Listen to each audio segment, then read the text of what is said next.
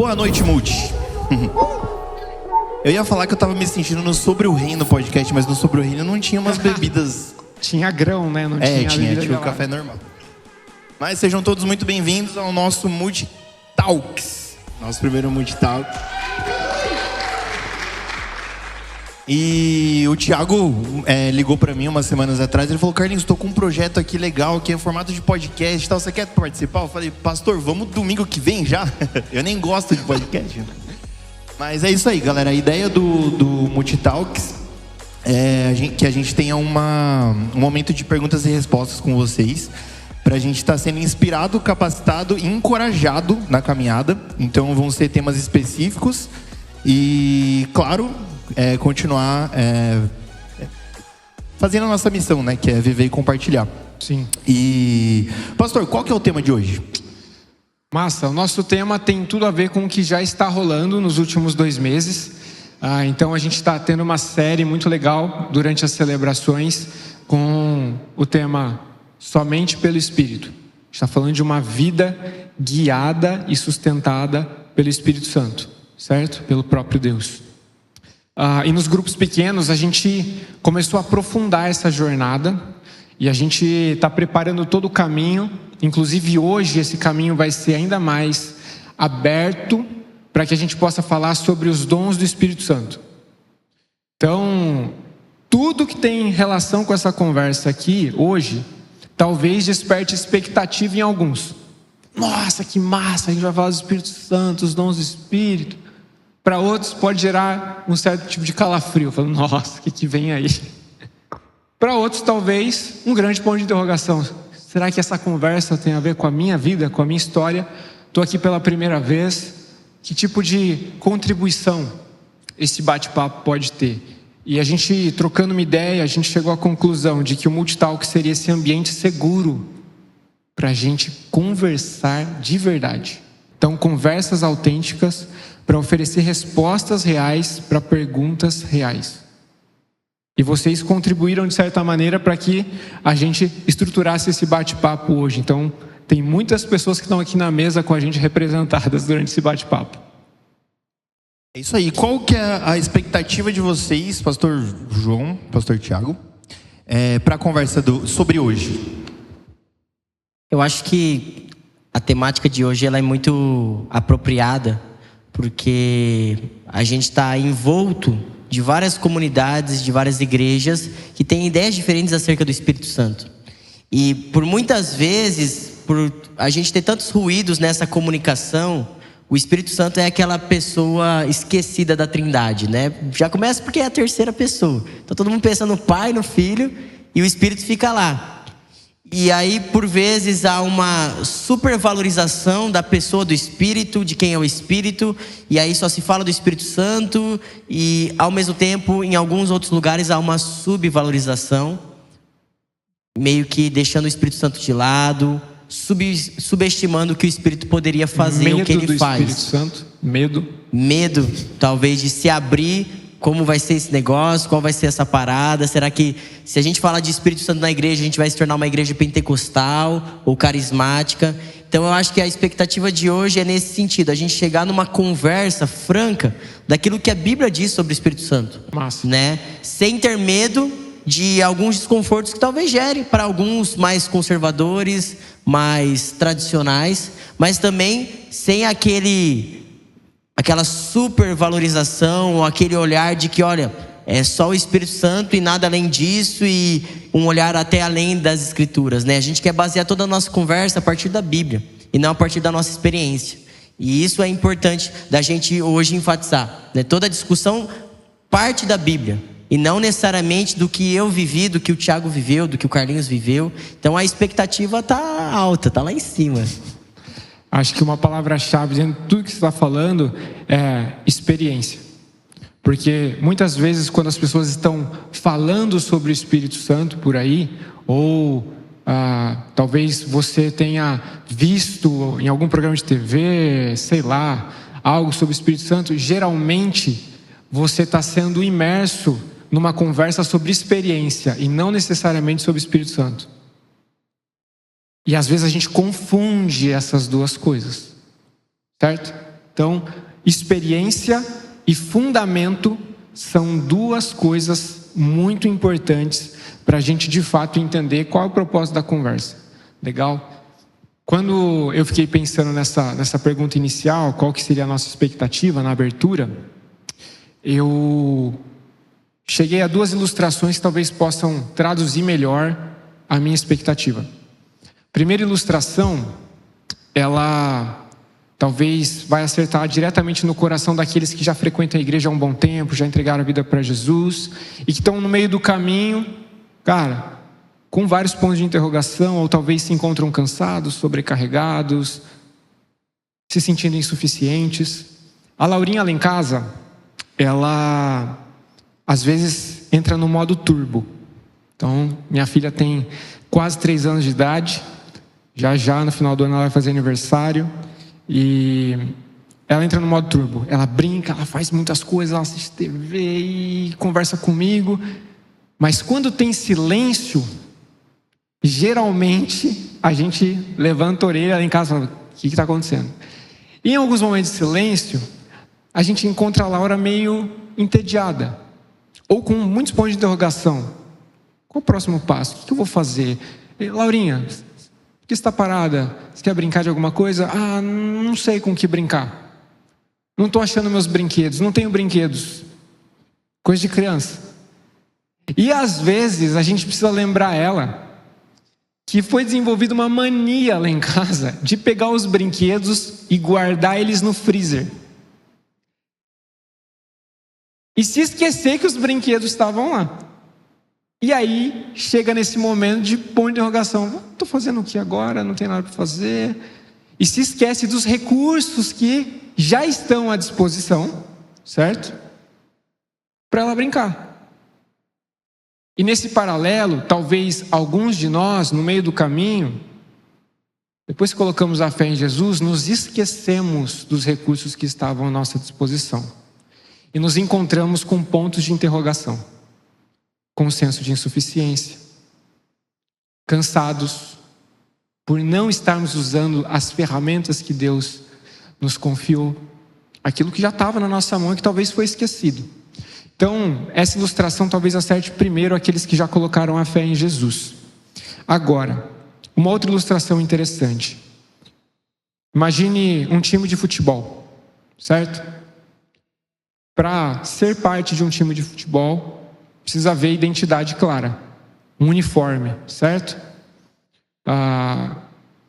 E nesse processo eu imaginei muito o seguinte cenário: existem pessoas que já colocaram a fé em Jesus e que já receberam esse uniforme, essa nova identidade. O Espírito Santo vem, passa a habitar no coração, e essas pessoas entram para o time de Jesus, ok? Elas entram em campo. Seguir a Jesus tem muita relação com essa parada de entrar em campo. Seguir a Jesus, se mover, amar a Deus acima de todas as coisas, o próximo com a si mesmo. Cara, cumprir a grande ordenança de Jesus de viver e compartilhar a fé com todas as pessoas ao nosso redor. A gente entra em campo. Mas, ao mesmo tempo, a religiosidade, ela semeia um certo engano no coração de pessoas que estão na igreja, mas que ainda não estão em campo. Calma lá que eu vou chegar num lugar legal. E a minha expectativa é que hoje, enquanto a gente conversa sobre o Espírito Santo, sobre os dons do Espírito Santo, você tenha a clareza de que talvez você ainda não está no time de Jesus. E que talvez você se encontre num lugar de espectador na arquibancada. E que esse não é o seu lugar. Que há lugar para você no time de Jesus. Então, à medida que a gente conversar sobre o que significa ter o Espírito Santo habitando em nós, os dons do Espírito, eu oro para que esse grupo de pessoas que talvez acha que está em campo, possa chegar a essa conclusão: opa, eu ainda não estou em campo, eu não estou no time de Jesus. E escute a voz do treinador chamando para colocar o uniforme e entrar em campo. E junto com essa figura do espectador, na arquibancada, talvez tenha uma outra figura, o comentarista. Gente que está vendo o jogo rolar e que está comentando o tempo todo, sabe falar de Bíblia, sabe falar de Jesus, sabe falar do Espírito Santo, sabe tudo que o Novo Testamento diz sobre os frutos do Espírito e tudo mais. E enxergar talvez esse contraste. Espera, pode ser que eu não esteja em campo. Eu sei falar sobre, eu sei conversar sobre, eu me interesso por esse assunto, mas talvez eu não esteja em campo. Então eu estou com essa expectativa, que a nossa conversa possa trazer um pouco mais de consciência. E diante da consciência de onde estamos, a gente possa dar o próximo passo para entrar em campo. Faz sentido? E um outro paralelo que veio aqui na minha cabeça agora. Existem pessoas que já estão no time de Jesus, estão uniformizadas, mas por algum motivo estão no banco. E que flertam com a ideia, talvez, de que ainda não estão preparados para entrar. E continuam no banco. E é legal essa dinâmica do futebol. Talvez o João possa entrar melhor, porque eu não sou um ótimo atleta. É, Germán. Quem está no banco, para entrar, precisa passar por aquecimento, precisa se mover. E muita gente está achando que vai sair do banco e vai direto para o campo. E eu queria que a gente pudesse, nessa conversa, pensar de maneira bem autêntica, a gente ser transparente com a gente mesmo e se perguntar: onde é que eu estou no meio de tudo isso, desse assunto a sendo tratado? Será que eu já estou em campo? Será que eu estou no banco? Será que eu sou só um espectador hoje? Será que eu sou um bom comentarista? E a partir disso tomar alguma decisão hoje. Nem que seja para se alistar no time de Jesus e de repente entrar num processo de aquecimento, de treinamento. Massa? Faz sentido? Viajei muito? Isso aí. Pastor, aproveitando, eu queria começar já fazer uma pergunta sobre o tema. A gente está falando bastante nesses últimos 2 meses sobre o Espírito Santo, tanto nas mensagens. Para quem não assistiu as mensagens, já está no nosso canal do YouTube, e nos grupos pequenos também. E acho que seria legal a gente... Essas perguntas aqui já basicamente foram respondidas, mas acho que legal seria a gente recapitular um pouco durante a série, os fundamentos. Isso, durante a série e nos grupos pequenos também. Pastor, quem é o Espírito Santo? A gente definiu no início da nossa série, a partir de uma resposta bíblica: o Espírito Santo não é uma força, não é uma energia, certo? O Espírito Santo é uma pessoa. O Espírito Santo tem personalidade. E a gente usou 2 expressões, né, João? O Espírito Santo, ele é coigual e ele é coeterno. Coigual com Jesus, coigual com Deus Pai. E a gente cravou isso. O Espírito Santo não é uma figura coadjuvante. Não é o Robin do Batman. O Espírito Santo é Deus. E esse talvez é um ponto que traz um pouco de tensão para algumas pessoas, porque a gente vai esbarrar num conceito que é muito complexo de explicar, que é a Trindade. Certo? Já ouviram falar da Trindade? Deus Pai e Deus Espírito Santo. 3 em... vem cá, pra vocês conversar comigo aqui. Mas é uma parada muito complexa, às vezes, da gente aceitar, da gente assimilar, da gente compreender o Espírito Santo não como um poder de Deus, mas como Deus, dentro dessa parada chamada Trindade. E muitas vezes, em diálogos, principalmente com gente que ainda não está caminhando na igreja há muito tempo, essa é uma questão que surge: como é que o Espírito Santo é Deus? Inclusive, uma grande parte de movimentos espirituais que não estão alinhados com o cristianismo vão divergir exatamente aqui. Eles não conseguem enxergar Jesus como Deus e o Espírito Santo como Deus, porque para eles Deus é Pai. E acabou. Então Jesus é classificado de alguma outra forma em outras religiões, e o Espírito Santo também, porque parece que do ponto de vista lógico é difícil da gente assimilar isso. É meio complicado, certo? Agora, eu queria desafiar vocês a pensarem que não é ilógico acreditar nisso.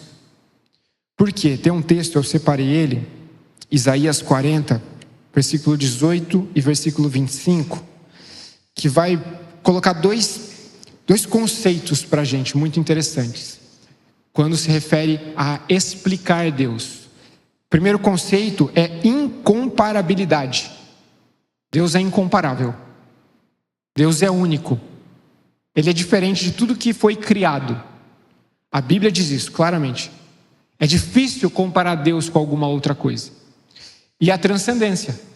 Então a gente tem dois conceitos que, do ponto de vista lógico, já trazem para a gente um conforto. É possível crer que o Espírito Santo é Deus, é possível crer que Jesus é Deus e que o Pai é Deus. Essa explicação da Trindade, ela é lógica. Porque às vezes a gente pensa que não é lógico quando a gente tenta colocar alguma ilustração no caminho. Deixa eu tentar comparar Deus com alguma coisa. Esse negócio da Trindade, a gente tenta achar alguma coisa para explicar isso do ponto de vista lógico. Certo? Só que é impossível fazer isso. Porque Isaías capítulo 40 diz: a quem vocês podem comparar Deus? Que imagem, que ilustração vocês podem usar para representá-lo? A quem vocês compararão Deus? Quem é igual a Deus? E a resposta é: ninguém. Se Deus está fora do tempo, Ele existe antes das coisas serem criadas, Deus é transcendência. Então eu queria desafiar a gente a pensar nesse primeiro aspecto. O Espírito Santo é Deus, e é lógico crer nisso, porque Deus não pode ser comparado com as coisas criadas. E às vezes nessa dificuldade da gente tentar explicar a Trindade, algumas religiões negam o Espírito Santo como Deus.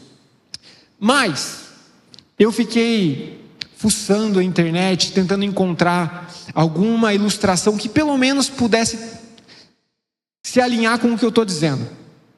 Tá? Quantos conhecem o Homem-Aranha? Agora a pergunta vai ficar mais difícil. Quantos estão por dentro do que é o Aranhaverso? Olha que louco. Existe um Peter Parker, certo? Errado. Existem outros Peter Parkers.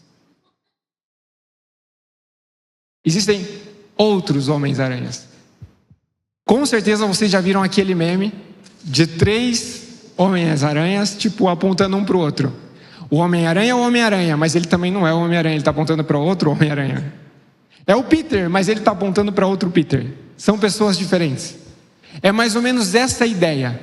Mas o fato é, a gente pode experimentar conforto no desconforto quando a gente pensa na Trindade, porque a Bíblia diz: não dá para comparar e explicar Deus com as coisas que já estão criadas. Faz sentido? Então, o início dessa conversa precisa partir daqui. O Espírito Santo é Deus.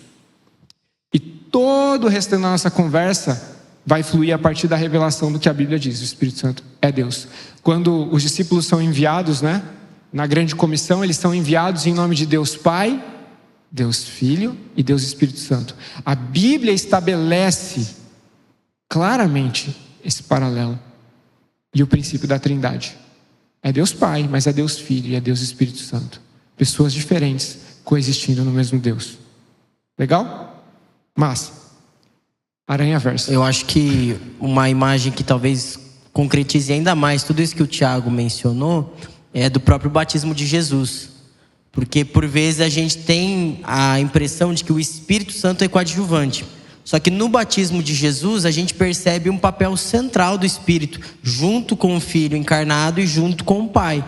Porque naquele momento, o texto relata pra gente que existe uma voz do céu dizendo: olha, este é meu Filho amado, que me dá muita alegria.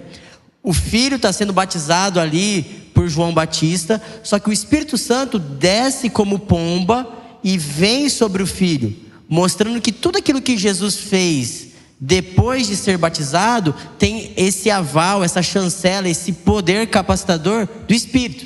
Isso é tão verdade que no capítulo 4 de Mateus é mencionado que Jesus foi conduzido pelo Espírito para o deserto para ser tentado por Satanás. Ou seja, a direção, a condução, a capacitação do Filho também tem uma relação direta com o Espírito. É claro que Jesus também é Deus. Jesus também é todo poderoso. Ele sabe de todas as coisas, ele está em todos os lugares, ele também tem aquelas características. Mas em nenhum momento a gente percebe nos evangelhos essa desassociação do Espírito. E quando Jesus fala que ele tem que ir, foi um dos textos pregados, João 16, ele tem que ir porque senão o outro Consolador não virá, o Espírito da verdade. Então o Espírito é tão importante que Jesus entendeu que a sua ida aos céus, a sua ascensão, era necessária para que a vinda do Espírito fosse possível. Ou seja, há um papel de protagonismo do Espírito Santo nesse sentido. Ele não é um acessório, ele é essencial. E quando a gente entende isso no batismo de Jesus, a gente consegue contextualizar com tudo aquilo que foi falado. O Espírito Santo é Deus, ele é todo poderoso, ele é todo conhecedor. Tanto que em Atos 5, que é o texto que vai ser semana que vem, né? A gente percebe que o Ananias e Safiras ali, já dando um spoiler, eles imaginam que eles podem mentir a quem? Ao Espírito Santo. Mas não, o Espírito Santo conhece todas as coisas. E é o Espírito que revela para Pedro que, olha, existem mentirosos no meio da igreja, existem enganadores no meio do povo de Deus. Eita. E aí o texto ali deixa claro, vocês não mentiram a Deus, vocês mentiram ao Espírito Santo, que é Deus também. Então, essa união, né, essa junção, ela é vista também nesse texto, em Atos 5 também. Então, é bom a gente partir desse ponto aí, para a gente já ter um fundamento sólido nesse sentido. Talvez você já esbarrou no papel do Espírito Santo. Então, o Espírito Santo é Deus, e o papel do Espírito Santo é central em tudo aquilo que está acontecendo na vida de quem está colocando a fé em Jesus. Sem o Espírito Santo, não tem fé em Jesus, porque o Espírito Santo está apontando para Jesus o tempo todo. Certo? É impossível ter o Espírito Santo habitando no nosso coração e não reconhecermos quem Jesus é, porque esse é o papel. O Espírito Santo está apontando para Jesus o tempo todo. Tudo que ele está fazendo é para revelar quem Jesus é. O Espírito Santo não chama atenção para si mesmo, sempre para Jesus. Lembra do meme do Homem-Aranha? Está sempre apontando para outra pessoa. Isso aí. Próxima pergunta que tem aqui será que existe diferença entre batismo do Espírito Santo e plenitude do Espírito Santo? Boa pergunta. Talvez aqui haja muita confusão, e a nossa ideia é trazer clareza sobre aquilo que a Bíblia ensina a partir desse tema. Tem um livro, né, inclusive, tem um livro só sobre bom, isso. Está lá em cima. Do John Stott, Batismo e Plenitude no Espírito. Porque aqui no livro, o John Stott ele vai desassociar esses dois termos. Ou seja, batismo é uma coisa, plenitude é outra.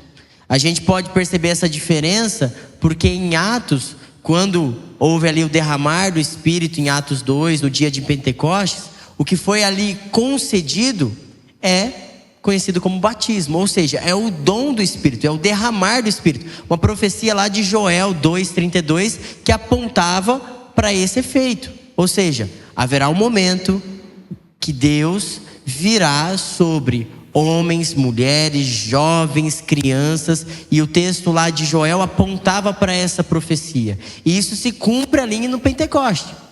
Só que, mediante a isso, o que nós temos também na Bíblia é uma instrução mais exata lá em Efésios 5, onde Paulo diz assim: olha, vocês não devem contaminar com vinho que gera dissolução, mas vocês devem se encher do Espírito. Ou seja, ali a ideia que Paulo está trazendo para nós é como se fosse um copo, que o copo ele não pode só estar cheio. Quando a gente fala de Espírito Santo, o copo precisa transbordar. Então a ideia ali é que, olha, vocês têm que estar tão cheios, não que seja o momento que você chega num ápice, ou seja, nossa, toda a minha vida espiritual aqui, pleno, cheio, não tem mais para onde ir. Não, começa a jorrar, começa a transbordar. Isso começa a impactar a vida de outras pessoas. Isso começa a ser testemunho diante da cidade, diante da família, dos amigos. Olha, existe alguém derramando o Espírito Santo. Isso é plenitude. Ou seja, é a pessoa viver cheia do Espírito.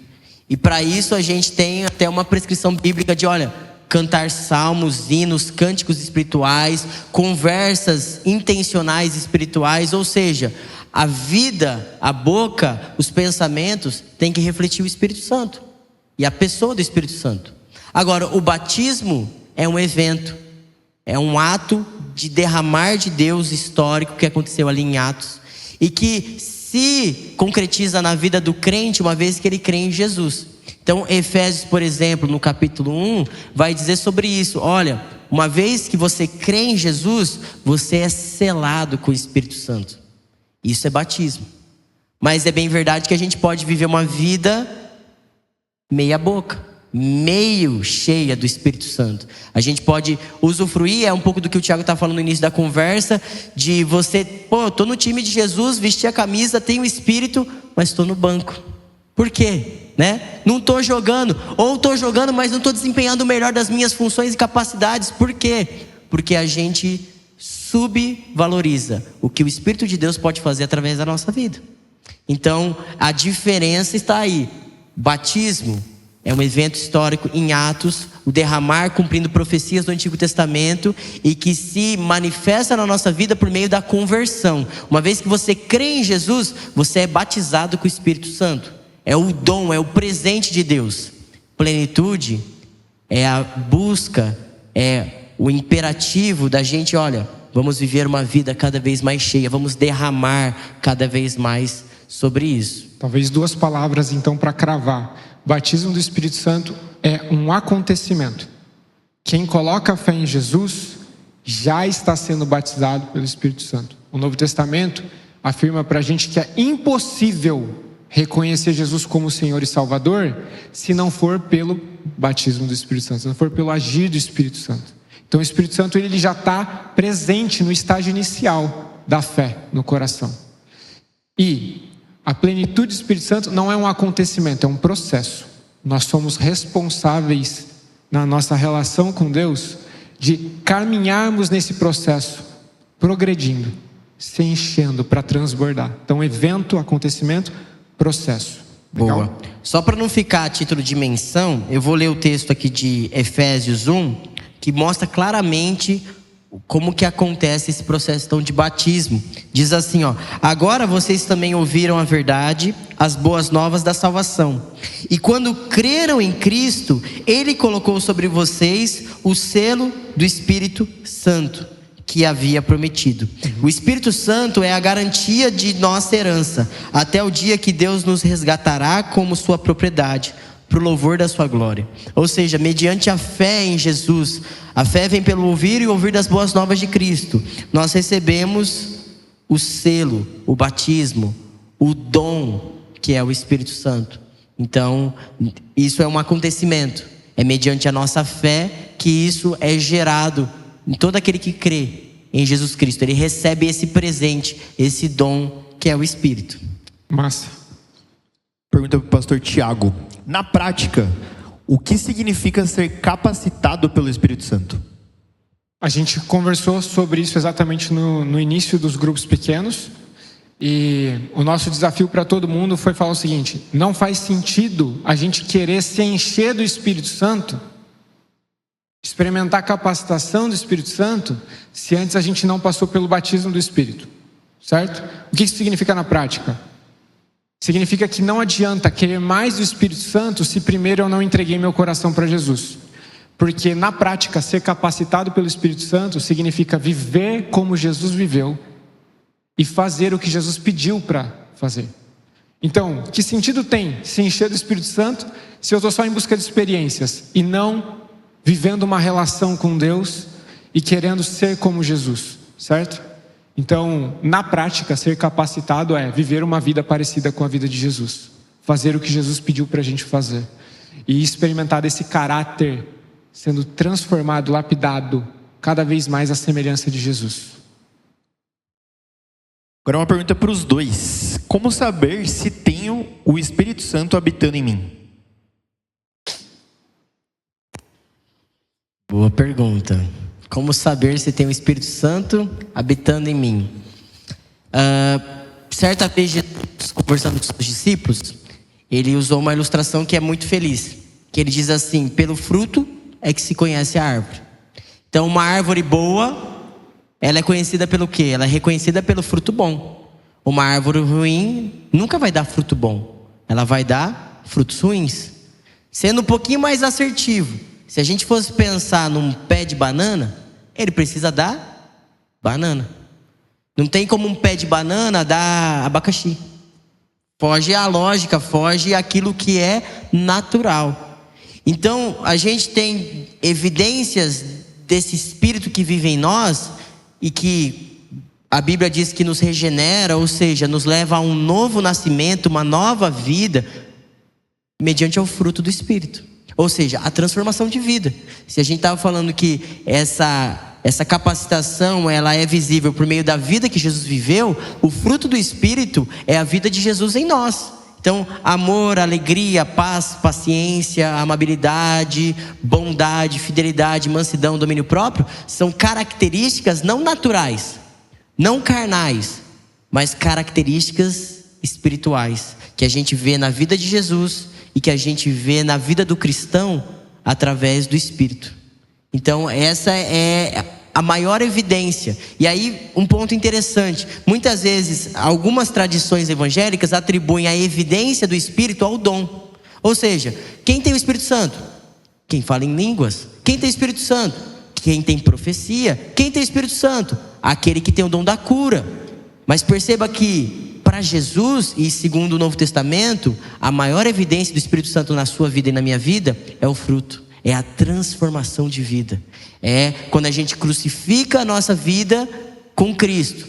E aí, como Paulo diz, já não vivo eu, mas Cristo vive em mim. E a vida que vivo pela fé, eu vivo no Filho de Deus que me amou e se entregou por mim. Ou seja, a velha vida passou, uma nova vida surge, e esse é o maior testemunho. O Espírito Santo está ali. Existe transformação de vida. Uma coisa interessante quando a gente pensa no que o João está dizendo é que a experiência não define necessariamente quem tem o Espírito Santo ou não. Muitas pessoas tiveram experiências com Jesus, mas não renderam a vida a Jesus. Quando a gente pensa nos 10 leprosos, que o Novo Testamento traz para a gente esse registro, eles foram curados por Jesus, eles passaram por uma experiência maravilhosa com Jesus, mas só um voltou. Os outros não voltaram. Eles tiveram experiências por causa do poder de Jesus, mas eles não foram transformados pelo poder de Jesus e não seguiram Jesus. E eu acho que aqui a gente poderia colocar 4 marcas, se fosse um gabarito para você descobrir se o Espírito Santo está em você. Primeiro é, você confia em Jesus? Perceba, eu não falei, você tem fé em Jesus? Eu usei confiança intencionalmente. Você confia que Jesus é quem Ele diz que é? Porque o Espírito Santo, ele faz isso. Ele aponta para Jesus e convence as pessoas de que Jesus é o Filho de Deus, que morreu no nosso lugar, pagou o preço pelos nossos pecados, mas não permaneceu morto, ressuscitou. Cara, isso é muito estranho.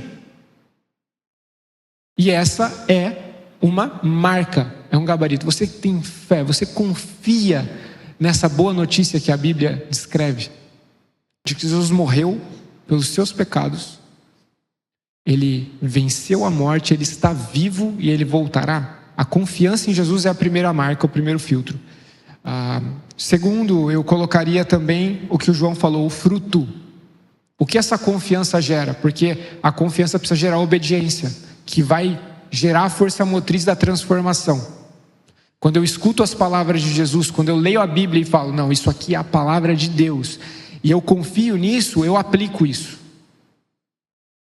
Então essa é a segunda marca, transformação, fruto, resultado. E aí eu acho que a perseverança é uma outra. O que acontece quando você está no dia mal? O que acontece quando as dúvidas assolam o teu coração? O que vem depois, como um próximo capítulo? E uma última marca que eu acho que é a mais negligenciada. O que as pessoas que têm o Espírito Santo dizem sobre você? Aí eu estou trazendo para o contexto da igreja local. Na igreja, qual é o teu testemunho? Como as pessoas enxergam você? A igreja é um ótimo termômetro para evidenciar e nos ajudar a distinguir isso. Se nós realmente entregamos a vida para Jesus e se Deus está habitando no nosso coração de verdade. Porque tem muita gente enganada justamente porque está fora dessa realidade comunitária. Não, eu tenho fé em Deus, eu estou seguindo aqui e tal, tá, mas não tem o João por perto, não tem a lei por perto. Pessoas que renderam a vida a Jesus e que podem olhar uns para os outros e enxergar similaridades do resultado do que ser a habitação do Espírito Santo significa, o que isso gera. Então eu colocaria isso, confiança em Jesus, os frutos, a perseverança e a nossa unidade, o nosso caminho junto. Acho que isso pode trazer uma reflexão bem prática para a gente avaliar se o Espírito Santo está em nós mesmo. Tem uma pergunta aqui um pouco polêmica, acho que vocês já responderam um pouco, mas acho que seria legal a gente falar um pouquinho mais. Existe uma parte do movimento evangélico, né, que fala que o que comprova se alguém é salvo ou não é o falar em línguas, né? O que vocês acham disso? Se a gente começar pelo que a gente acha, a gente vai trilhar o mesmo caminho de quem acha isso. Uma coisa que o João citou, eu não sei se vocês pegaram, que traz uma resposta clara para isso, eu não vou medir ou avaliar a minha relação com Deus por um dom específico. Eu vou validar a minha relação com Deus pelo dom do Espírito, não pelas manifestações do Espírito. Manifestação talvez seja uma palavra que para outros contextos não seja muito legal, mas a gente precisa distinguir essas duas coisas. A marca de quem é salvo é o dom do Espírito. O que isso significa? É o presente do Espírito. Ou seja, alguém que recebeu o Espírito e agora colocou a fé em Jesus. Faz sentido? A marca não é os dons, as capacitações necessariamente, mas é a relação primeiro. O Espírito Santo ele é descrito como dom. O dom principal, o presente principal é o Espírito Santo. Atos 2:38, Pedro fala assim: vocês precisam se arrepender. Esse é o início do caminho da jornada com Jesus, né? Vocês precisam se arrepender dos seus pecados, receber o perdão, e cada um deve ser batizado em nome de Jesus, e então receberão o presente chamado Espírito Santo. Então eu não procuro dons, capacidades como evidência, eu procuro uma relação. Que tipo de relação eu tenho com o Espírito Santo? Eu me curvei a Jesus, eu coloquei a fé em Jesus. Esse é o primeiro ponto de avaliação. Não é pensar no dom A, no dom B, no dom C. É pensar, o Espírito Santo é o presente que eu recebi? Faz sentido? Boa. Eu acho que complementando, quando Jesus estava conversando com Nicodemos, que era um mestre da sua época, um conhecedor da lei, um comentarista. Alguém que... Um comentarista, né? Talvez sabia de falar tudo, de tudo. Só não sabia jogar bola, né? Não estava em campo. O Nicodemos, ele se depara com uma situação que Jesus coloca para ele, que é o seguinte: olha, você só pode nascer de novo se for da água e do Espírito. E aí o Nicodemos para e pensa assim: nossa, então eu tenho que voltar à barriga da minha mãe, eu tenho que nascer de novo nesse sentido? Não. Quando a gente fala sobre novo nascimento, a gente está falando desse nascimento que o Espírito Santo gera. Ou seja, ele nos regenera para uma nova vida. Uma nova mentalidade, uma nova maneira de pensar, de agir. E aí, a partir disso, como que a gente consegue avaliar ou mensurar se alguém é salvo ou não? Lá em 1 João, em vários momentos é descrito assim: olha, se alguém não tem fé, esse não é nascido de novo. Se alguém permanece na prática do pecado, esse não é nascido de novo. Se alguém não pratica justiça, esse não é nascido de novo. Se alguém não ama, esse não é nascido de novo. E o João ali na carta, ele coloca então essas credenciais. Ou seja, a vida nova é marcada por justiça, arrependimento, fé, amor, que está dentro daquilo que é o fruto, mas que está para além disso também. Ou seja, é uma nova vida. Não dá para a gente viver a mesma vida. Se alguém está em Cristo, é nova criatura. E aí isso não necessariamente se dirige àquilo que é os dons do Espírito, as capacitações, as manifestações. Porque uma nova vida é evidenciada pela transformação, pela mudança.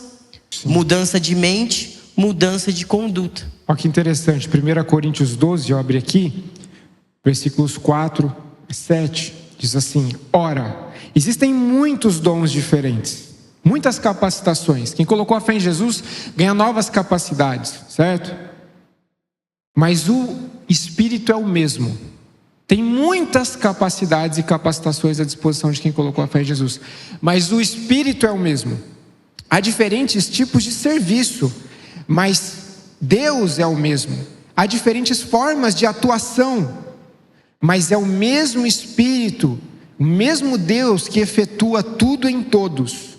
A cada um, porém, é dada a manifestação do Espírito, visando o bem comum. Ou seja, a gente não começa avaliando as capacidades ou os dons do Espírito, a gente começa avaliando a relação com o Espírito Santo. Há muitos dons, mas um Espírito. E quando a gente aprofunda ainda mais a leitura do Novo Testamento, a gente vai ver que o apóstolo Paulo, ele vai estabelecer o paralelo entre o corpo humano. Vai dizer, a igreja se parece com o corpo humano. No corpo humano existem muitos membros com funções e capacidades diferentes. Certo? Mas nem todos têm o mesmo dom, a mesma capacidade. Se a gente for passar esse crivo, que é um crivo de um fenômeno moderno e não necessariamente bíblico, a gente vai ter um grande problema.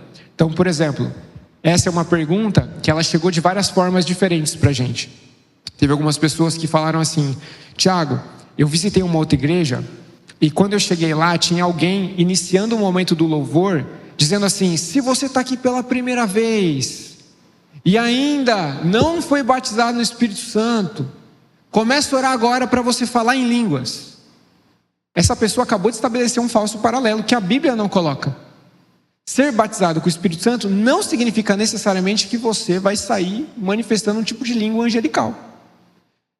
E isso é um grande problema do ponto de vista prático. Mesmo que outras pessoas creiam de maneira diferente, e a gente precisa respeitar isso, do ponto de vista bíblico, o dom de línguas, que está lá em 1 Coríntios, que não é o dom de Atos, o mesmo dom que aparece em Atos, ele é um dom que o tempo todo parece que ele precisa estar em baixa evidência. O apóstolo Paulo, ele enviou cartas para corrigir algumas igrejas e falou: olha, cara, vocês estão pisando no tomate.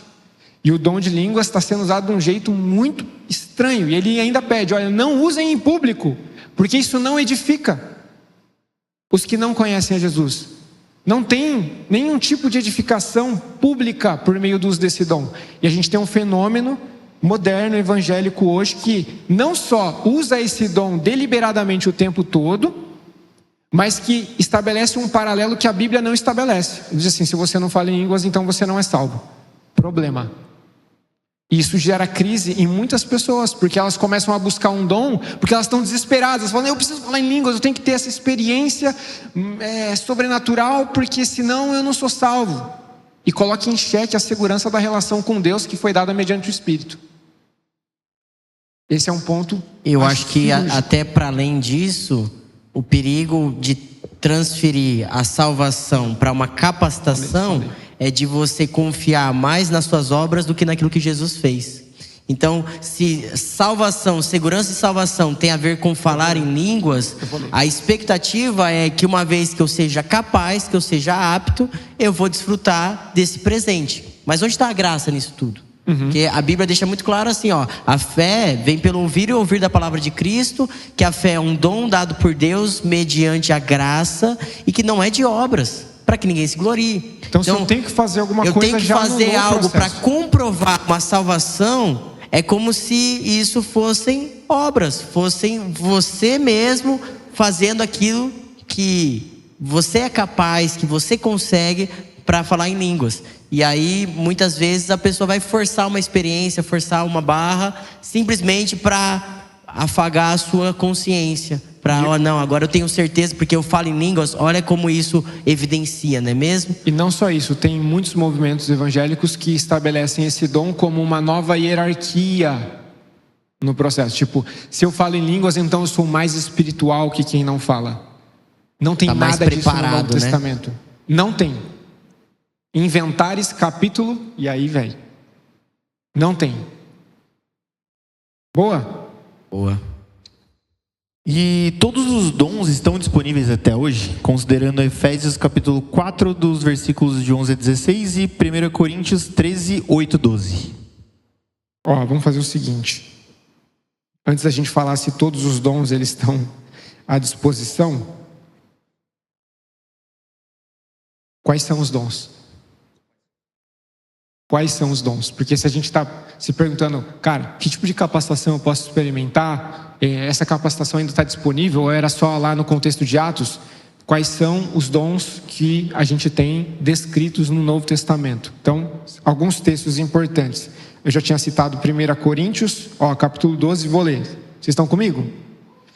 A um é dada pelo Espírito a palavra de sabedoria, a outro a palavra de conhecimento, segundo o mesmo Espírito, a outro fé. Um tipo de fé ousada, não é a fé salvífica, que é a fé de crer em Jesus. Um tipo de fé ousada, tá? A outro dons de curar pelo único Espírito, a outro operações de milagres, a outro profecia, a outro discernimento, a outro variedade de línguas, a outro interpretação de línguas, mas um só e o mesmo Espírito realiza todas essas coisas, distribuindo esses dons e essas capacidades de acordo com a sua vontade, de acordo com o seu propósito, individualmente. Certo? E Deus estabeleceu na igreja, primeiramente os apóstolos, em segundo lugar os profetas, em terceiro lugar mestres, depois operadores de milagres, depois dons de curar, de ajudar, de administrar e variedade de línguas. Aí a gente tem Romanos capítulo 12, 6 a 8. Tendo diferentes dons, segundo a graça que nos foi dada, podemos citar a profecia, seja ela segundo a medida de fé. Se há um ministério, uma ação, seja ministrar, se é ensinar, seja uma ação de se dedicar, de exortar, de corrigir, de repartir, faça isso com generosidade, com liberalidade, com diligência. Se for a misericórdia, use o dom da misericórdia.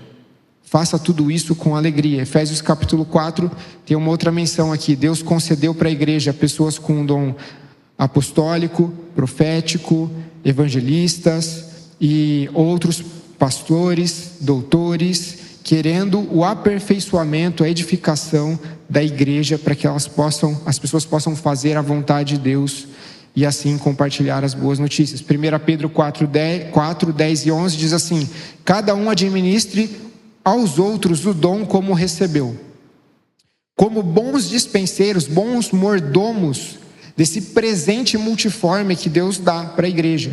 Se alguém falar, fale segundo as palavras de Deus. Se alguém administrar, administre segundo o poder de Deus, para que em tudo Deus seja conhecido por meio de Jesus Cristo e glorificado. Então a gente tem pelo menos 4 textos que eu li rapidamente aqui, que vão dar exemplos de dons e capacidades que o Espírito Santo gera na vida de quem colocou a fé em Jesus. A grande questão é, essas listas não são estáticas e exaustivas, elas não cobrem tudo que o Espírito gera na vida de quem é cristão e no meio da igreja. A melhor maneira de olhar para essa lista de dons do Novo Testamento, eu acredito que é como a gente contempla as cores primárias. Vocês sabem quais são as cores primárias? Vermelho, azul e amarelo. A partir dessas 3 cores principais, muitas combinações podem surgir de cores de acordo com a necessidade ou com a demanda. E o tempo que a gente vive não é o mesmo tempo de Atos. E a gente olha para esses dons e essas capacidades e a gente reconhece que o Espírito Santo gerou isso lá atrás. E que ele pode continuar gerando, mas ele pode também soberanamente administrar os dons de uma maneira que faça sentido para hoje, para o tempo que a gente está vivendo.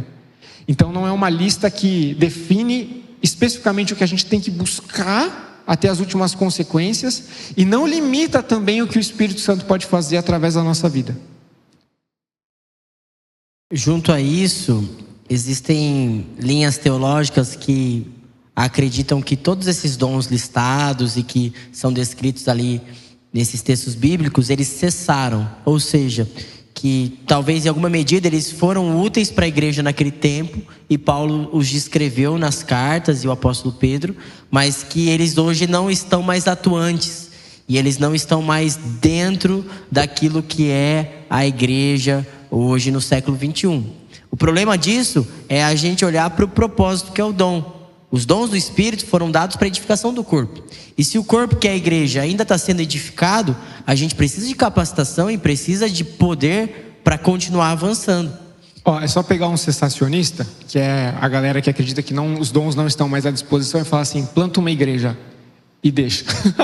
já acontece, o cara está acreditando, né? Deus me capacita. Isso, boa.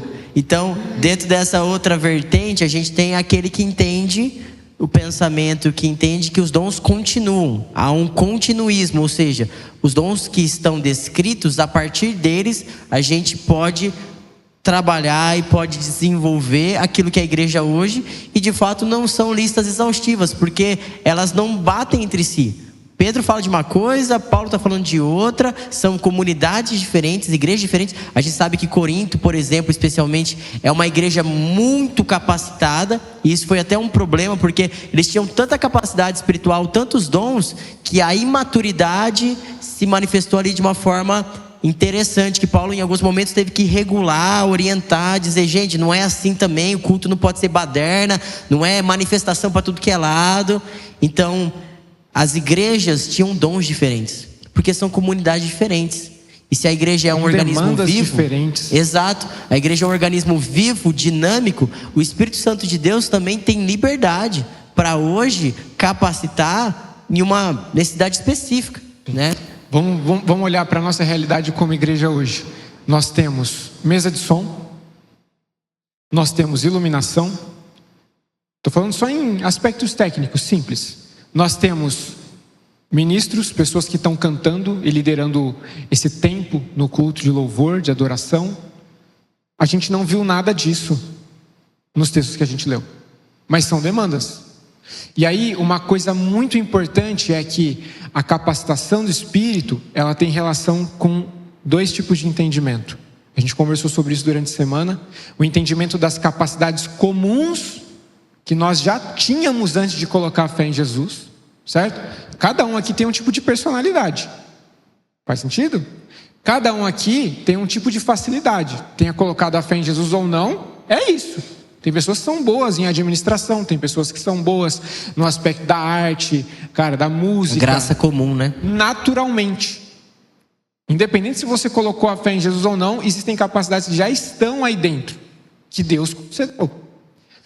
Só que o Espírito Santo, quando habita no coração de quem colocou a fé em Jesus, sabendo que essa pessoa vai viver e compartilhar a fé, vai receber uma nova identidade, um novo propósito, soberanamente o mesmo Espírito pode gerar manifestações novas, capacidades novas e sustentar você para fazer coisas específicas que a igreja vai precisar e que Deus sabe que está atrelada com o teu propósito. Faz sentido? E aí, um exemplo disso é que nem sempre o seu talento natural, a sua capacidade que está além do Espírito, ou seja, você já tinha antes de ser salvo, vai se relacionar diretamente com a sua vocação, o seu dom espiritual, o seu serviço na igreja. Muitas vezes é até contraditório. Às vezes Deus tira alguém de uma grande facilidade e fala assim, agora eu estou te chamando para fazer tal coisa. Exato. Porque às vezes a gente transporta essas duas coisas. Então, pegar um exemplo lá do Multicare. Poxa, você é professor no ensino? Bacana. Vou colocar você para dar aula na igreja. Porque esse é seu dom. Pá! Exato. E aí, tem coisas que podem se complementar e a pessoa pode usar da sua pedagogia, do seu conhecimento teórico para servir a igreja. Mas teve muita gente que já me procurou e falou assim, João, não me põe para dar aula para as crianças, porque é o meu trabalho, é o que eu faço para ganhar vida, mas eu quero servir a igreja na conexão, no acolhimento. Então, a pessoa, ela tem uma capacidade de ensino, ela tem uma capacidade de lidar com um público infantil, mas quando ela está dentro desse escopo chamado igreja, dentro dessa realidade espiritual, ela se vê numa outra necessidade, com outras capacidades, com outras tarefas que o Espírito tem dado. Então, a gente tem que tomar esse cuidado também, né? Não é porque a pessoa faz uma coisa bem fora da igreja, que na igreja ela vai fazer isso bem.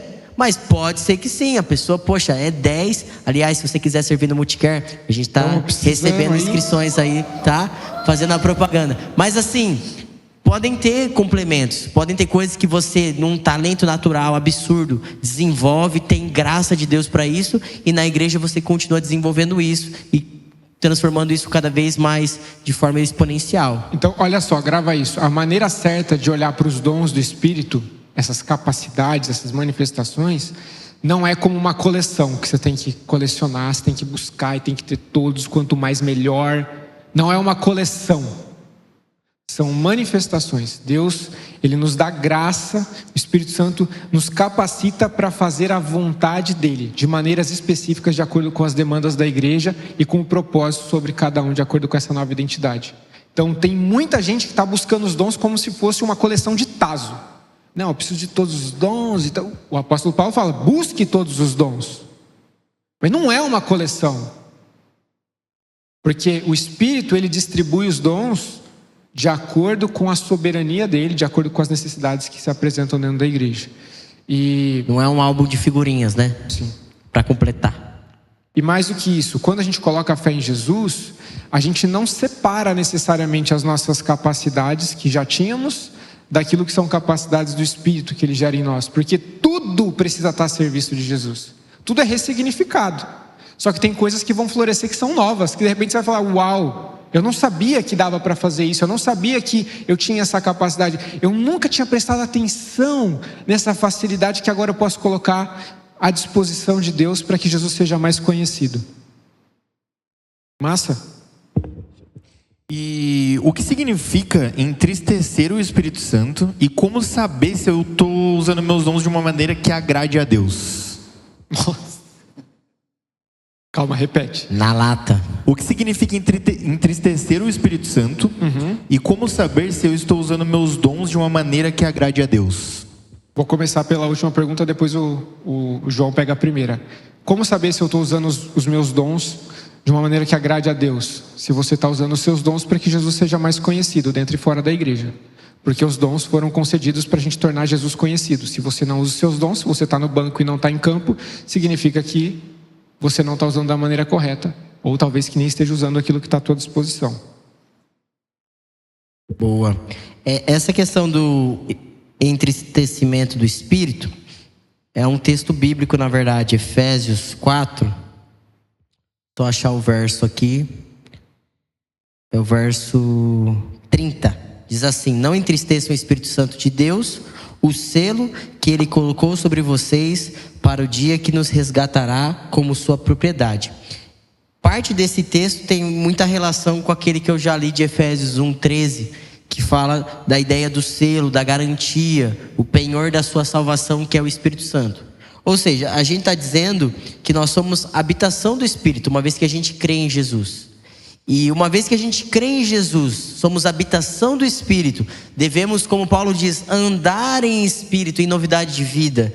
E a gente vive segundo a nossa natureza pecaminosa, segundo os desejos da carne, a gente está entristecendo o Espírito. Ou como diz lá em 1 Tessalonicenses 5,19, a gente está apagando o Espírito. Ou seja, a influência do Espírito, a capacitação que ele tem, o domínio, o governo sobre a sua vida, tem diminuído. Uma vez que você tem semeado para si, não a plenitude do Espírito, mas a carnalidade, a imoralidade, Suas vontades pessoais acima da vontade de Deus, seus sentimentos te liderando e não a palavra de Deus liderando e conduzindo sua vida, são maneiras de entristecer o Espírito. E eu acho que com a perspectiva que a gente tem no Novo Testamento, a gente poderia colocar o entristecimento do Espírito Santo num caminho de progressão também. A gente pode entristecer no Espírito Santo, entristecer no Espírito Santo, entristecer no Espírito Santo, entristecer no Espírito Santo, até que a gente já nem percebe mais que a gente está entristecendo o Espírito Santo. Boa. E a gente se torna insensível, então, dentro dessa relação com Deus. Um exemplo que pode ilustrar isso seria um tipo de queimadura. Tem vários tipos de queimadura. Mas quanto mais profunda é a queimadura, menor é a sensibilidade. Um tipo de queimadura de 3º grau afeta diretamente o que você sente, certo? E essa questão de entristecer o Espírito é um caminho de ir se tornando cada vez menos sensível ao que Deus quer da sua vida. Hebreus fala sobre a consciência cauterizada, né? Então, esse entristecimento progressivo leva a essa frieza, essa indiferença espiritual. Sim. Cara, o Espírito Santo está lá.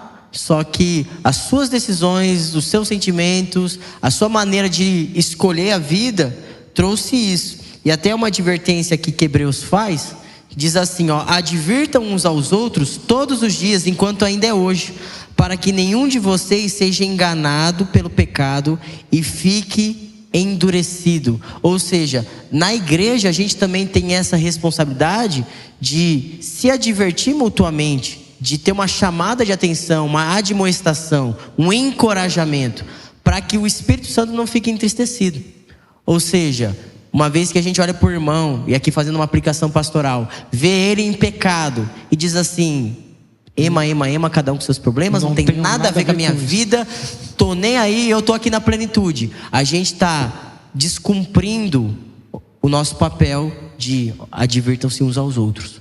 Ou seja, tem o gente irmão... que em nome de um amor negligencia o amor e o senhorio de Deus nesse processo de ajudar quem está precisando de direção e de claridade. Exatamente. Então, nesse processo, a gente tem uma responsabilidade também como corpo, né? Se somos um corpo com muitos membros, quando você vê que tem uma infecção no seu dedinho, você tem que tratar essa infecção, porque vai dar problema, vai afetar todo o corpo e a saúde do corpo. Então, por mais que é uma decisão pessoal da pessoa não caminhar na plenitude do Espírito e entristecê-lo progressivamente, mas pastores, líderes, a igreja como um todo tem esse papel de aconselhamento, de admoestação, de chamada de atenção, para que essa pessoa não se torne cada vez mais endurecida pelo seu próprio pecado, pela sua própria desobediência. Talvez o entristecimento do Espírito Santo poderia, de maneira prática, esbarrar em algumas questões. Por exemplo, Atos capítulo 5, que vai ser a próxima mensagem, fala sobre mentir ao Espírito Santo, mentir para Deus. E às vezes a gente olha para Atos capítulo 5 e vê ali um exemplo que é intenso pra caramba, um ponto fora da curva, de um casal que mentiu para Deus publicamente, diante de Deus publicamente. E a gente pensa, não, mas eu não minto para Deus. Quantas vezes a gente levanta as mãos na igreja e canta: para onde eu irei se eu não tenho para onde voltar? E a gente olha para trás e a gente vê várias rotas de fuga quando Deus pede para a gente fazer alguma coisa. Então, publicamente, a gente diz diante de Deus e diante da igreja que não, eu estou aqui, eu estou disponível, me usa Deus. E na hora do vamos ver, você resiste ao Espírito Santo, à vontade de Deus revelada na palavra, e você segue seus próprios caminhos. Isso é uma maneira de entristecer o Espírito Santo. Mentiras públicas. Dizer que vai fazer algo e no final das contas não fazer isso, se você falou isso diante de Deus. Distorcer a tua relação com Deus publicamente para manter uma reputação. Foi exatamente o que Ananias e Safira fizeram. Eles trouxeram uma mentira para fazer a manutenção da reputação. Além da mentira, a resistência, cara. Eu sei que Deus espera que eu tome uma decisão, mas eu não vou tomar uma decisão agora. E aí a gente vai caminhando progressivamente até a insensibilidade total. E o que é a blasfêmia contra o Espírito Santo? Você vai ou vou? Quem já ouviu Pros isso? dois. Quem tem dúvida sobre isso? Blasfêmia. Que é? No Novo Testamento tem essa descrição de que existe um pecado imperdoável. Lá atrás está todo mundo... fala comigo! Solta o verbo. No Novo Testamento a gente tem uma fala de Jesus diante dos fariseus, diante ali das pessoas religiosas, né? Que estavam incrédulas, não estavam crendo naquilo que estava acontecendo ali, não crendo também na pessoa de Jesus como o Messias, tal. E aí ele conversa com eles e fala: olha, alguns pecados são perdoáveis, mas tem um tipo de pecado que não tem perdão. Aí surge essa ideia da blasfêmia contra o Espírito Santo. E sendo bem sincero, na época da minha adolescência, eu pensei várias vezes que eu tinha blasfemado contra o Espírito Santo, porque eu já ouvi cada coisa por aí. Olha, se você pensar alguma coisa bem imoral, ou você estiver orando e vier um palavrão na tua cabeça, então você está blasfemando contra o Espírito Santo. E aí você fica lutando nos pensamentos para não pensar nada ruim do Espírito Santo, que depois não tem volta. Em aconselhamento, cara, já lidei com isso. A gente falou assim: nossa, eu tive um pensamento imoral, eu estava pensando em Deus, de repente veio aquela parada e eu blasfemei contra o Espírito. Será que eu perdi a salvação? Será que não tem perdão? E é uma ideia que às vezes gera uma série de questões práticas, né, na vida espiritual, na relação com Deus.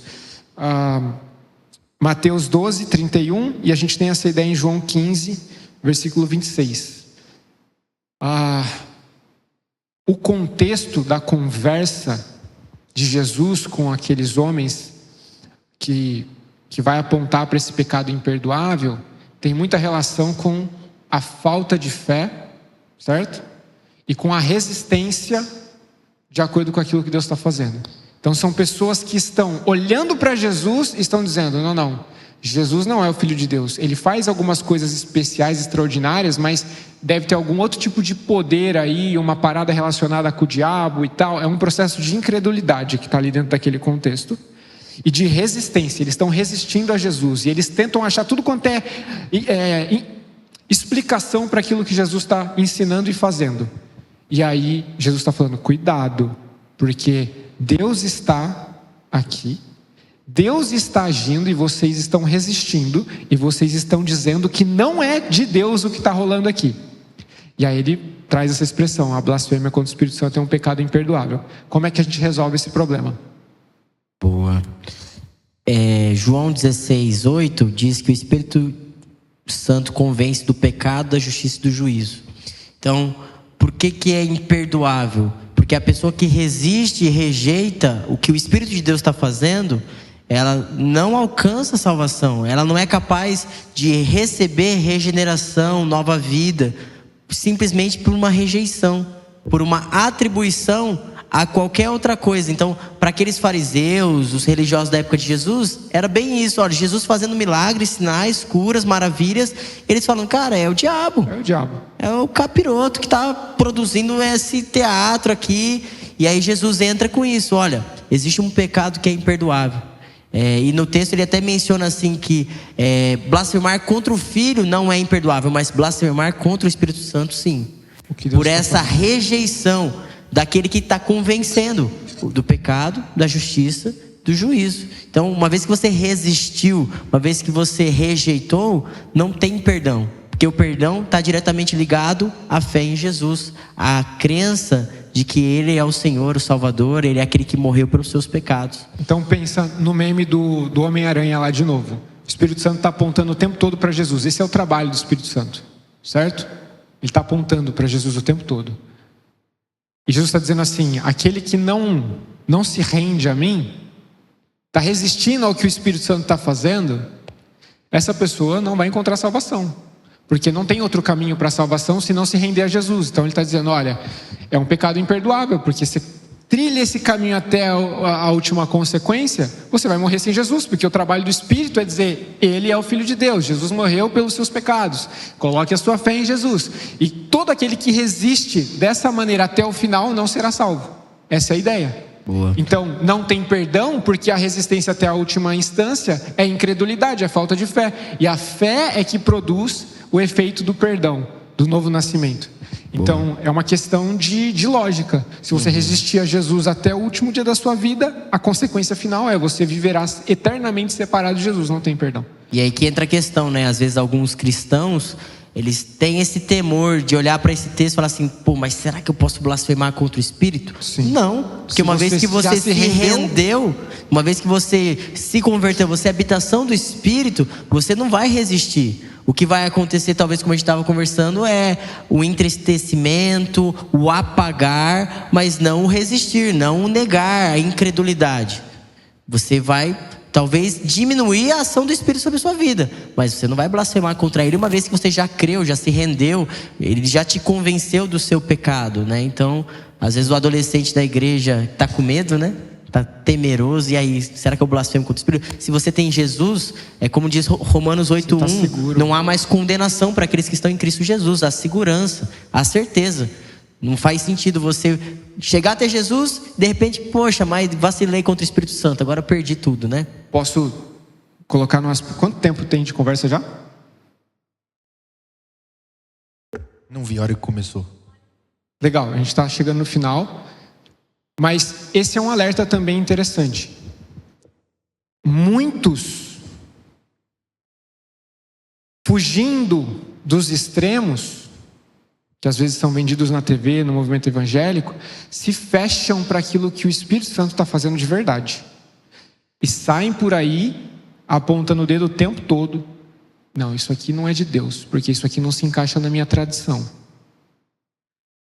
E eu queria trazer essa questão da blasfêmia contra o Espírito Santo, não as últimas consequências, mas como um alerta.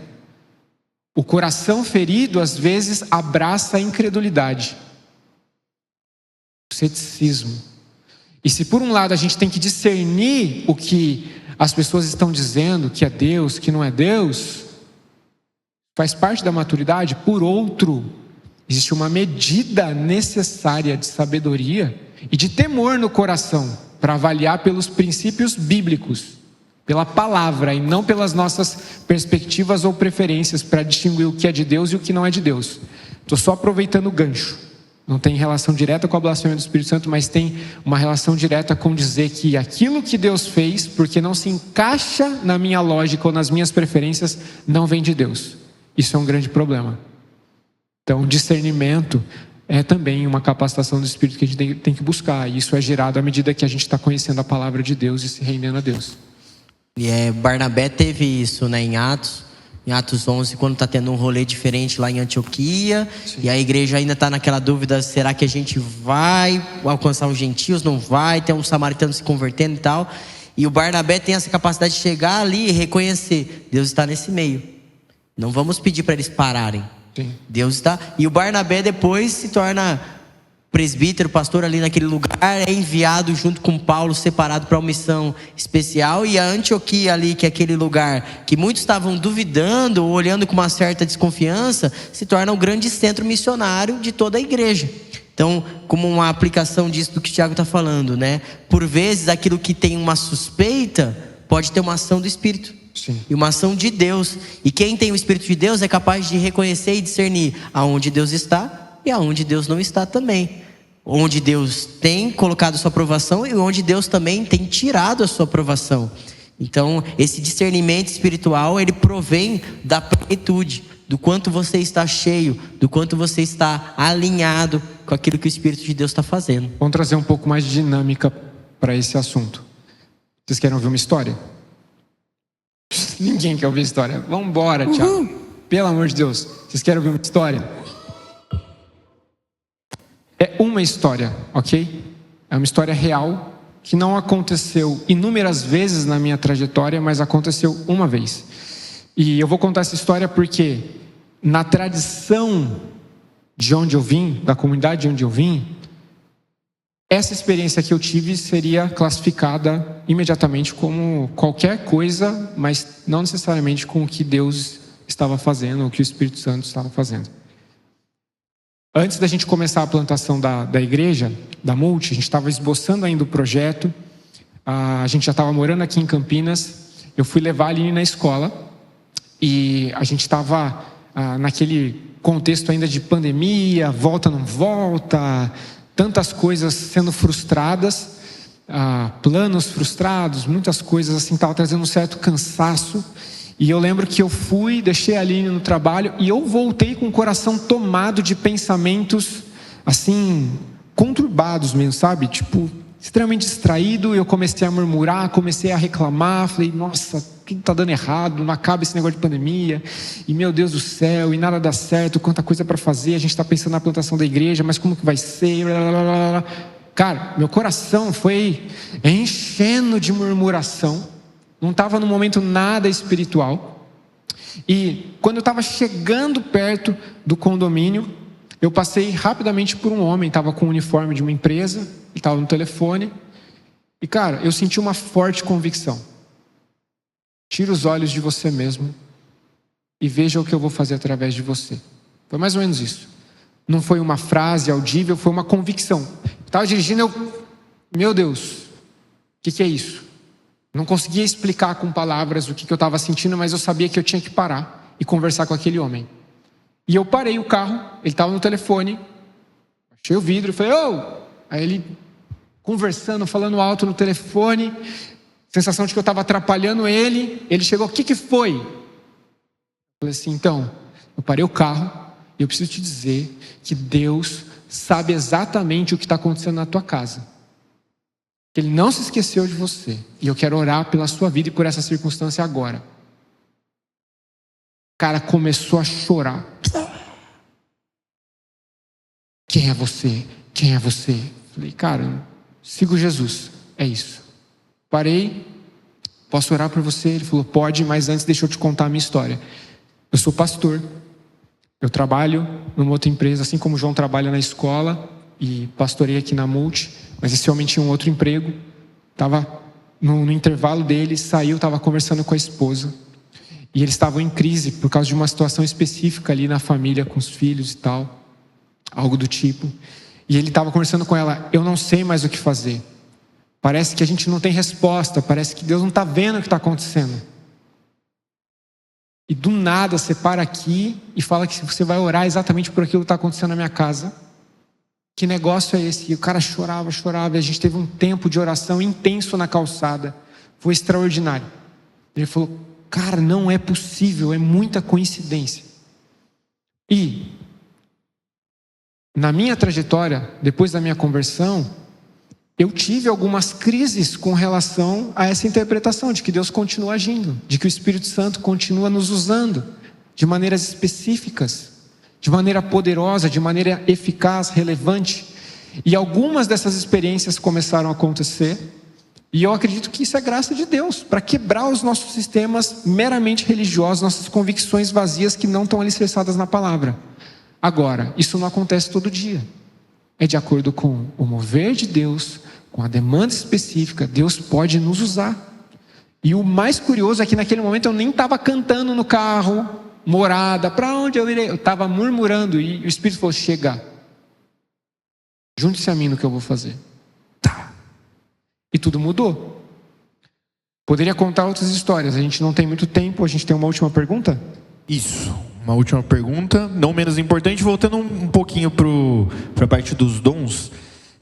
Existem dicas práticas para descobrir quais são os meus dons? E aí? Um teste? Teste de dom. Olha, quantos têm dúvidas em relação a isso? essa é a parte prática, né? Tipo assim, como saber? E aí? A gente trouxe uma definição de que o que está no texto bíblico é realidade, mas que não é exaustiva. Ou seja, podem existir capacidades dentro do nosso meio que são específicas para esse contexto.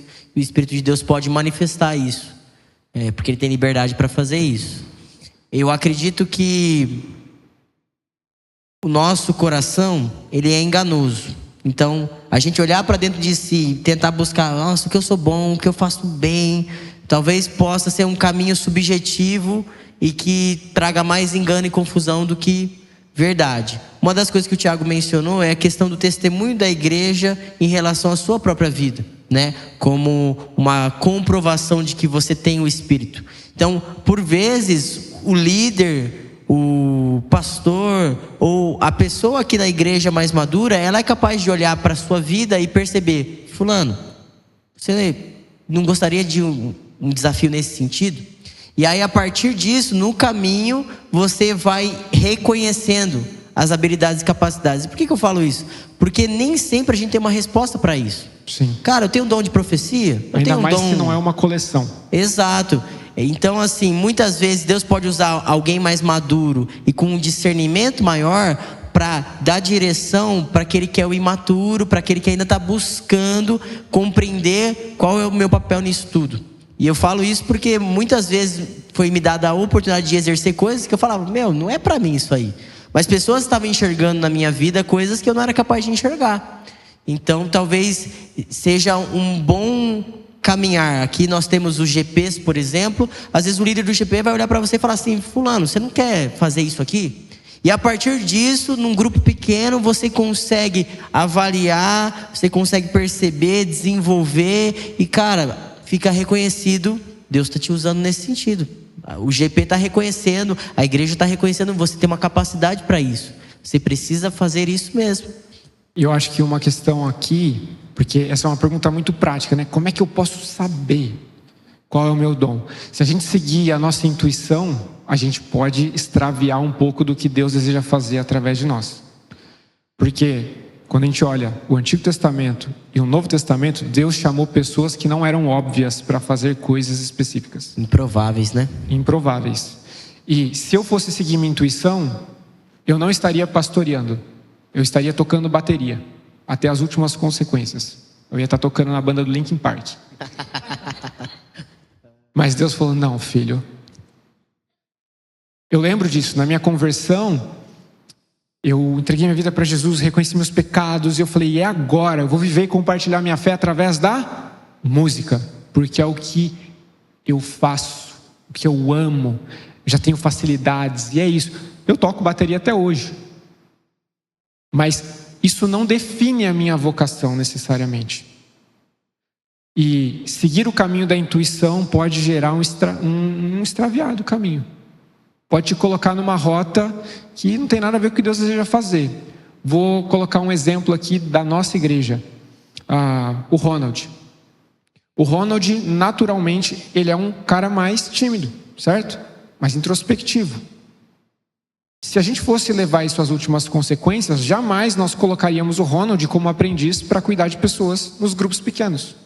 Mas porque a gente está vendo o que o Ronald está vivendo, experimentando com Deus, e a forma como o Espírito Santo tem conduzido ele para romper com algumas, talvez, questões que eram limitadoras antes no entendimento dele, nós enxergamos claramente um potencial que o Espírito está dando para ele, para influenciar pessoas e cuidar de pessoas. Então, não é intuição a chave, é rendição. O quão disponível você está, porque a medida de capacitação que a gente experimenta, geralmente, tem relação direta com a medida de disponibilidade que nós oferecemos a Deus e à igreja. Agora, uma dica prática. Quando você lê a Bíblia, quais são as histórias que mais geram identificação no teu coração? Por que eu estou dizendo isso? Eu sempre me identifiquei com a história de Neemias. Alguém que estava construindo algo, reconstruindo algo, cara, servindo pessoas. Eu sempre me identifiquei com essa história. E eu acredito que às vezes a gente enxerga no texto e a gente se identifica com pessoas específicas que estão ali nessas histórias, porque a gente se vê nisso, nesses processos, daquilo que Deus está fazendo. Não é uma questão do tipo, eu me identifico com Davi, então vou ser rei. Bro, não é isso. Vou matar Golias, Vou né? matar Golias. Não, eu sou o Davi da história. Não é sobre isso. Mas sério, quando você lê a Bíblia, quando você olha para essas histórias, aquilo que Deus fez no passado, o que aquece teu coração? Pode ser o Espírito ministrando, falando, cara, presta atenção nisso aqui, talvez tenha relação com o que eu vou fazer na tua vida, através de você. E eu acho que olhar para essas histórias e procurar essa identificação, ela é um caminho interessante para começar a pensar. Então, disponibilidade e atenção, na medida que você está, cara, fazendo suas devocionais, ouvindo pregação, cara, Deus, o que o Senhor está falando no meu coração? Onde eu me encaixo nisso tudo? Eu tenho um testemunho interessante nisso, porque a última coisa também que eu queria ser era pastor. E aí, no momento em que eu tive o entendimento de vocação de Deus para alguma coisa, não era assim, João, você vai ser pastor na Multi no ano de 2024. Era assim, cara, Deus está despertando meu coração para fazer algo a mais do que eu estou fazendo. Preciso compartilhar o evangelho, preciso falar para as pessoas de quem é Jesus. E aí, na época, eu jogava basquete. Então, mesmo um raciocínio, cara, Deus vai me usar nos esportes para falar de Jesus. Eu vou pra então, NBA, você é o Kaká do futebol, do basquete e tal.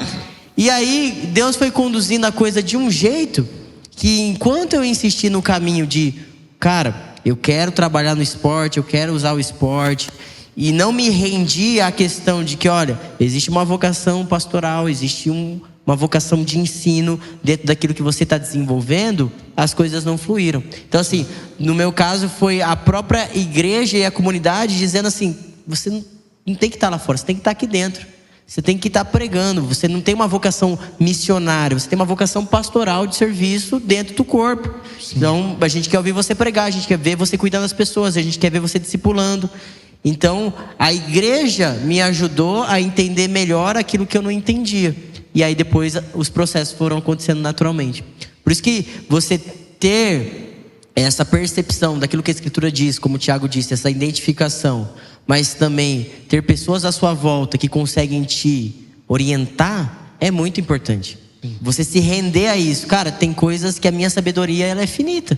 E eu não sei o que eu vou fazer, eu não sei o que Deus quer usar, mas eu vou perguntar para alguém mais velho, vou buscar uma sabedoria de alguém que está um passo adiante, e quem sabe assim a gente consegue refinar as coisas, né?